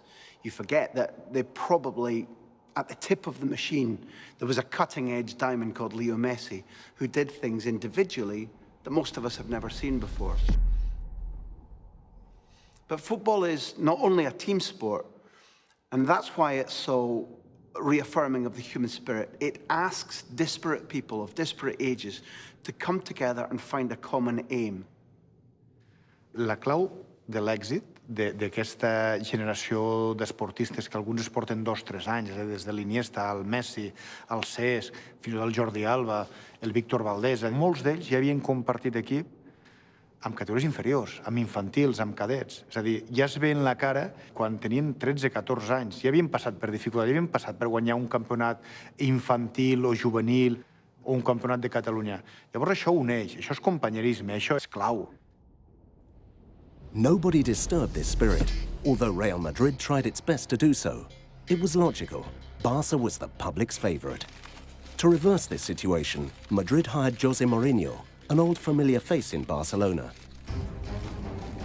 Years ago, he'd been an assistant to Bobby Robson and Louis van Gaal. Then he had begun his meteoric career as a coach, ending up at Chelsea and Inter Milan, where he argued against Barca's supremacy with inflammatory remarks. Despite this, he secretly kept an eye on Barca, so that when he learned that Rijkaard had left, he offered to take over. But the club decided to go for Guardiola, and this upset him. Before Pep Guardiola got the job, Jose Mourinho unleashed his entire armory to get the job.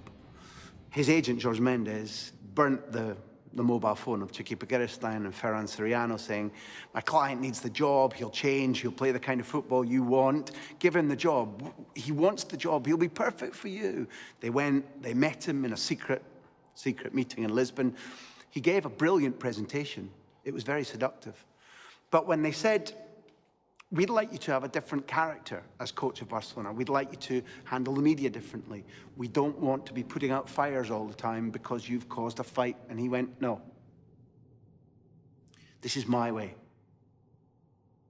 Because he was angry at Football Club Barcelona for not giving him the job when the club had its greatest era of talents. Sí, home, ell se sent menys tingut, se sent dolgut perquè el Barça l'ha despreciat, no? Ha perdut una batalla i això li ha provocat una gran frustració, no? El Madrid fitxa Mourinho per acabar amb el Barça, no per ser més Madrid. Jo crec que aquesta és la gran contradicció del Madrid. El Madrid veu que no sap com d'aturar el creixement del Barça i fitxa el que creu que té la fórmula per acabar amb el Barça. Mourinho went out of his way to rattle and destabilize Barca. With him on the bench as coach, the Clásicos heated up and sparks began to fly. The tension was palpable on the ground itself. The Madrid players ran onto the field to destroy Barca's game with clashes and provocations.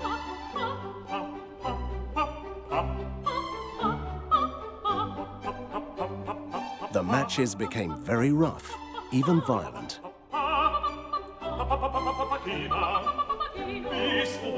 For Barca fans, Madrid was using force to destroy the beauty of Barca's game.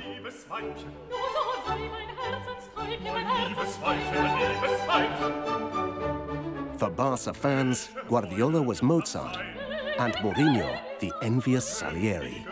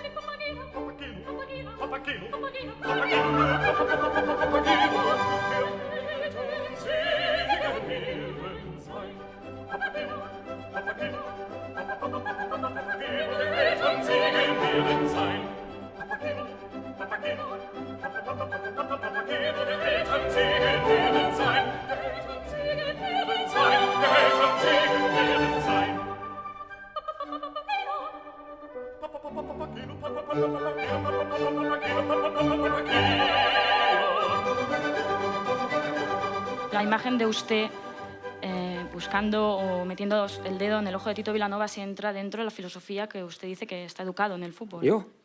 Sí. ¿En Tito Vilanova? En Tito Vilanova, sí. No conozco esto. La pregunta que me hace de Pito Vilanova, ¿cómo se llama este? Que no sé cómo se llama.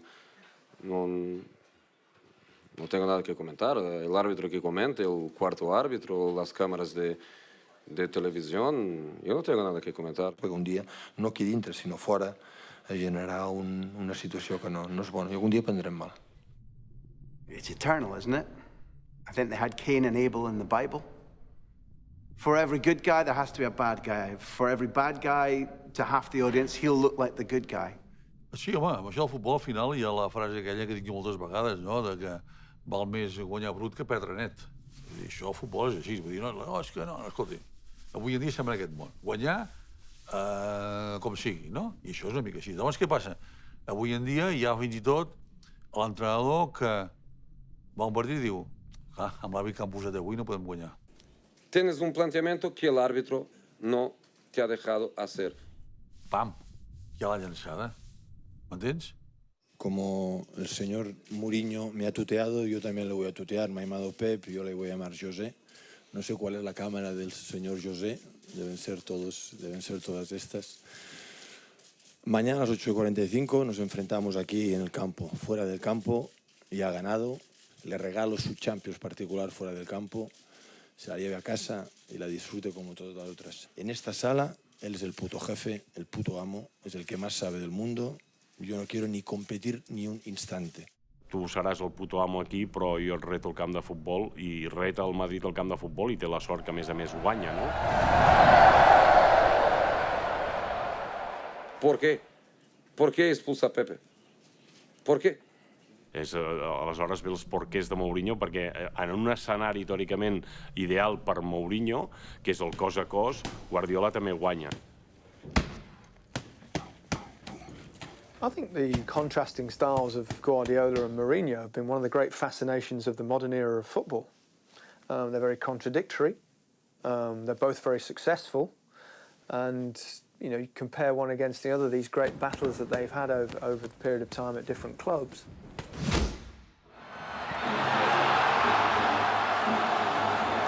Those years of the lively war of styles between Barca and Madrid evolved in favour of Barca.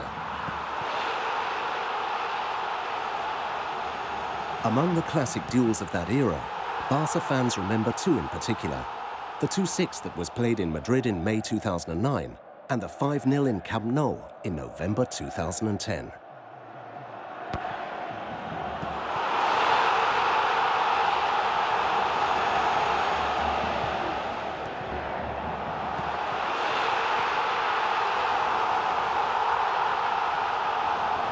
Here, the Barca players were vastly superior, displaying their most spectacular version of total football with absolute ball control.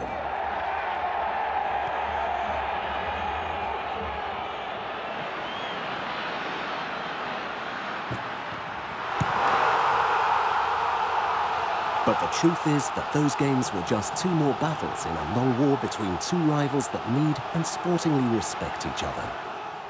Sí, jo crec que retroalimenten, no?, entre els dos, és a dir, el Barça sense el Madrid potser no seria tan equip i el Madrid sense el Barça el mateix. Al final, quan tens a la teva competició de Lliga doncs, un equip com el Madrid que et fa anar sempre al límit i que et fa guanyar tots els partits per guanyar lligues, després vas a Europa i aquesta mentalitat i aquesta intensitat per guanyar els partits ja la tens adquirida.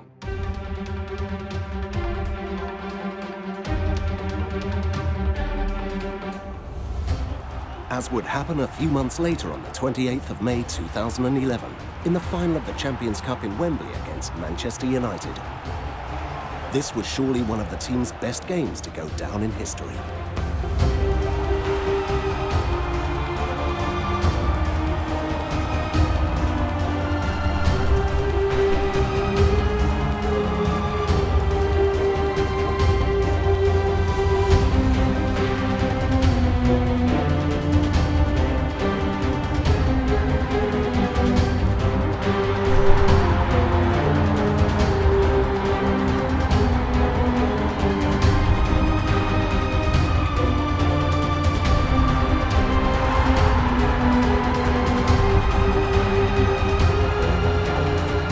Captain Carles Puyol made a gesture showing how united all the players were. He handed over his captain's armband to Eric Abidal so that he could lift up the cup in his place.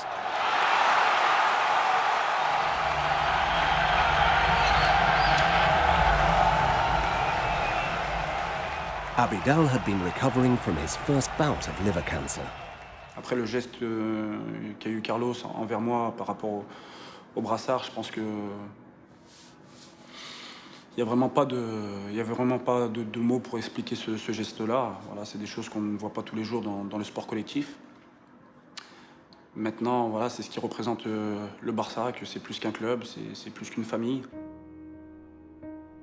Abidal had to fight 2 bouts of cancer.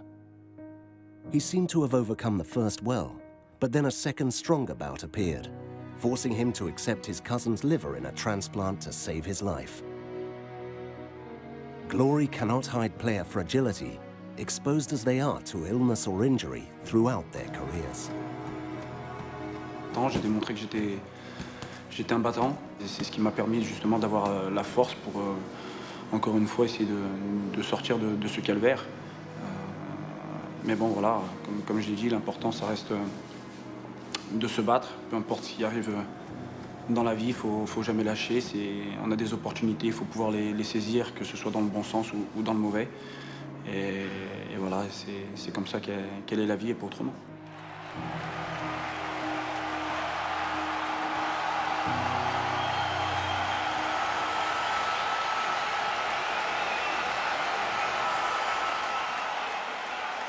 Meanwhile, Guardiola, the great motivator, the person moving the gears, was fighting against everything, even against his own high demands. His passionate dedication to work, controlling everything, was starting to exhaust him physically and mentally. 9/10 of obsession makes you brilliant. And it's that final 10th which you need to control. When you need to say, it's okay to phone a player at home if I think he's out at night when he shouldn't be. It's okay to break the rules and say, where were you at the weekend? Why weren't you at home? These things are okay. They won't always work. Some players will do this. But a great manager will try to control. Jo crec que tots van acabar fins als pebrots de Guardiola, perquè era molt exigent. És a dir, la dieta, els entrenaments, la preparació dels partits, aquesta cultura de l'autoexigència arriba un moment que és insuportable. I ell va ser conscient que havia perdut també ascendent amb Messi, amb els futbolistes, aquells discursos que tenia, quan cada dia et vas creant un de nou, arriba un moment que no tenen el mateix efecte, i quan va deixar de tenir efecte se'n va anar. At the end of his 4th season, and against everyone's wishes, the players, fans and board, Guardiola decided to leave Football Club Barcelona, causing a huge commotion. L'error és molt simple, són 4 anys, el temps ho desgasta tot i jo m'he desgastat. M'he buidat i necessito omplir-me. L'exigència ha sigut molt i molt alta. Necessito tenir aquella vida, aquella passió, aquella energia tan necessària per contagiar tantíssimes coses, sobretot els teus jugadors. There's so much to learn from him. Every man who tries to copy a genius will interpret it in his own way. There's no perfect copy. But the values that his football stood for, the value that his work stood for, was creativity, daring, philosophy, intelligence, style, passion, victory. What more do you want in football? The thing that makes me sad is I've seen a terrible anti-reaction by the idiots, the barbarians, who are like, your football that you were so proud of, your football which was so seductive, this football that was the best ever. Well, it doesn't work now. It was only a product of Pep and Xavi and Iniesta and Messi. Let's go back to playing basic, physical, quick football, which to me is like prehistoric thinking. But it would be difficult to go back to the rough football of the past. The Barca of Guardiola's era exported his idea of the game to the world, and it was copied and adapted by many others, starting with the Spanish national team, which won 2 consecutive European Championships and the World Cup in 2010, thanks to its incorporation of a majority of Barca players. Guardiola left after being named the best coach in the world. Vull dedicar aquest títol a Tito Vilanova. El meu amic, el meu company, el meu assistent, va per tu, noi. Tito, va per tu. Thank you. He was replaced by his friend from La Masia, Tito Vilanova. The style of play created by Cruyff and improved by Guardiola was passed on to good hands. Tito had been his right-hand man, playing a much more important role than that of assistant coach. Ells tenien una relació de tu a tu, totes les decisions eren preses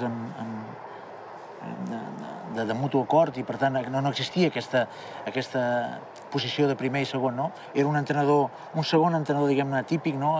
Amb un caràcter fort, un home directe, un home franc i un home que tenia que dir les coses, te les deia sense cap problema, no? I sobretot, jo crec que era un home valent. Per entrar al Barcelona has de tindre una certa valentia, no has de tindre por a perdre o por a prendre decisions, ell no en tenia cap.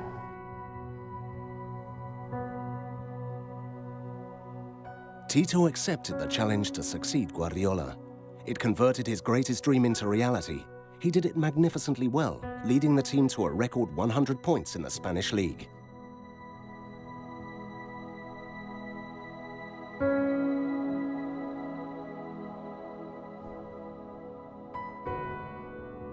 Barca continued to win, remained upright with its virtues intact. But personally, there was a cooling down of the long friendship with Pep Guardiola. And even worse, a deadly illness appeared that would never leave him.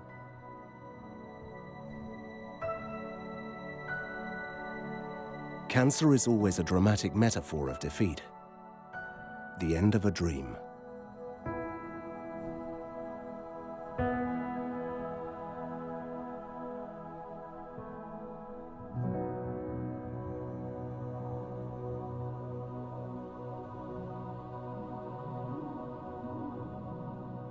It's hard to talk about if Tito hadn't got ill, if Tito hadn't died.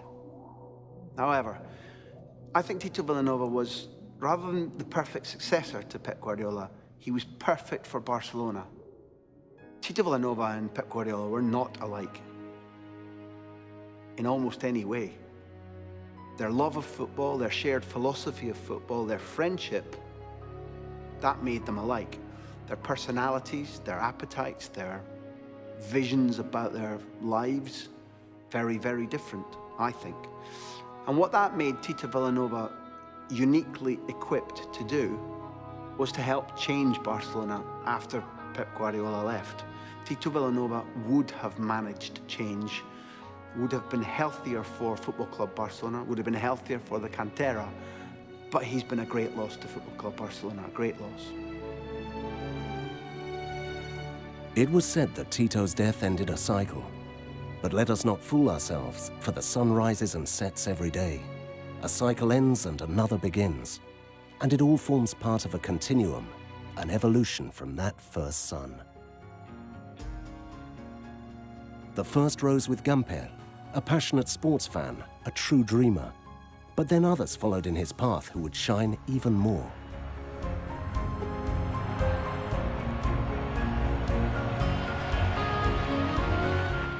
Barca's heyday was made possible by a generation of homegrown players.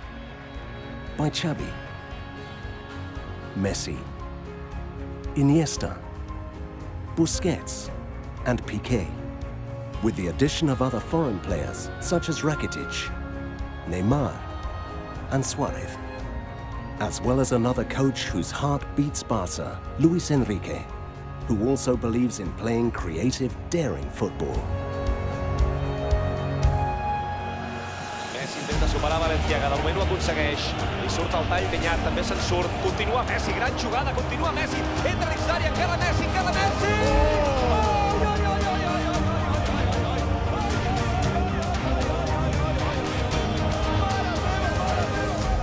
Thanks to all of these people, Barca brilliantly won its 5th European Cup title in Berlin against Turin's Juventus in 2015.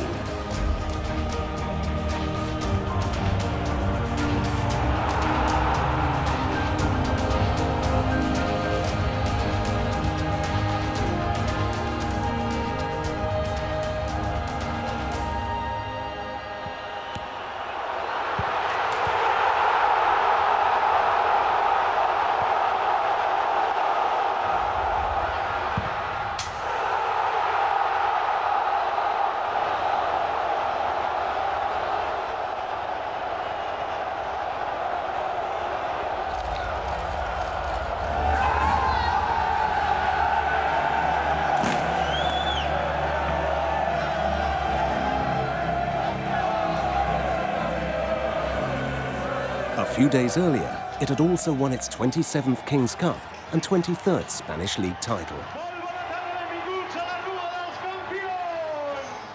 For the first time in history, a club, Barca, has managed once again to win the 3 major titles at stake in a single season.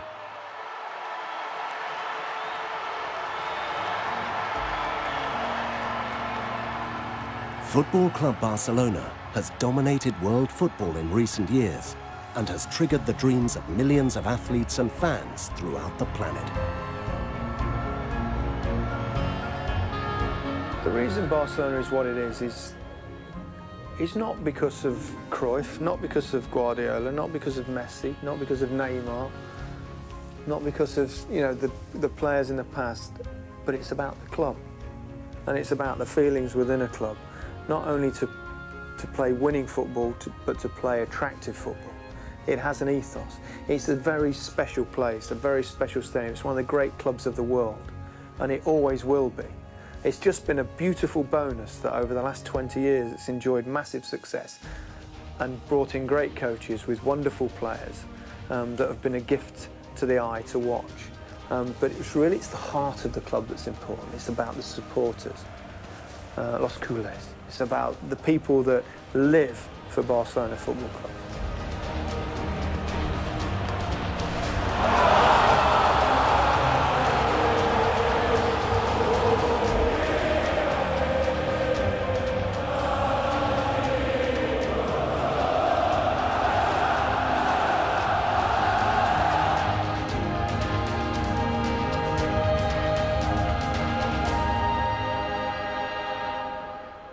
Je vais dire que le Barcelone, c'est plus qu'un club pour déjà tout ce qu'il représente, que ce soit au niveau professionnel ou au niveau associatif.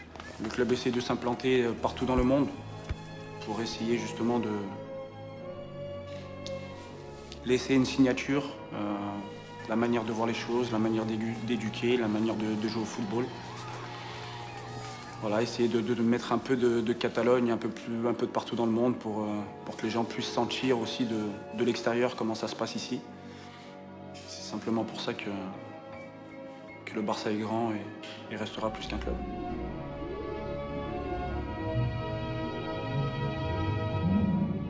I think some people may be still in love with the Barca and the Catalan identity. Fine. More than anything else, what Barcelona's modern era has done, it's teaching kids, it's teaching coaches that football can be different, that football isn't about height and about power and about pace, it's about intelligence and risk and technique and daring and keeping hold of the ball. From a distance, it's now not about Catalan identity or Mezcon Club. It's about people saying, I want to play like that. I want my son to play like that. I want to win like that.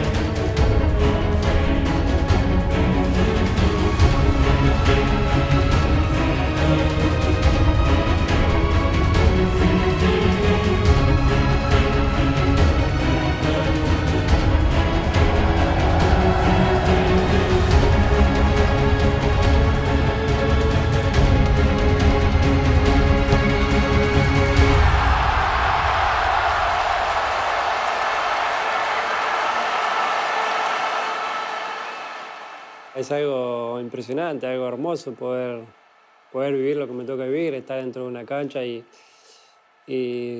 hacer una jugada, un gol y ver a tanta gente aplaudirme o decir mi nombre es algo muy lindo.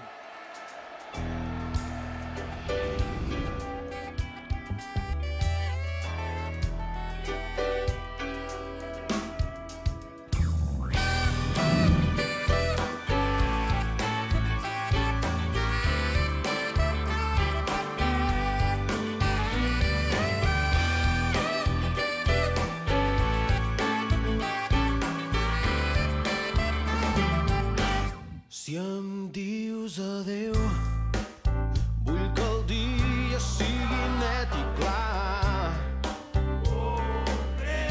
que cap ocell trenqui l'harmonia del seu cant,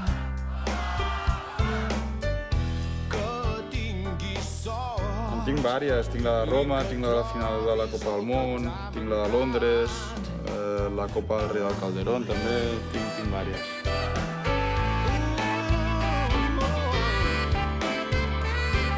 El primer any de la meva carrera, com era alevín, amb 11 anys, em corresponien 4.000 pessetes. Llavors, el primer sou que vaig cobrar, vaig tenir doncs, el detall de regalar-li a ma mare una torradora que a casa no teníem.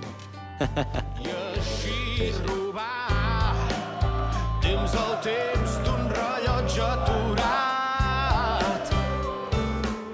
Pero que en unos años pues algunos de nosotros podamos estar en esa historia. Gracias, Andrés.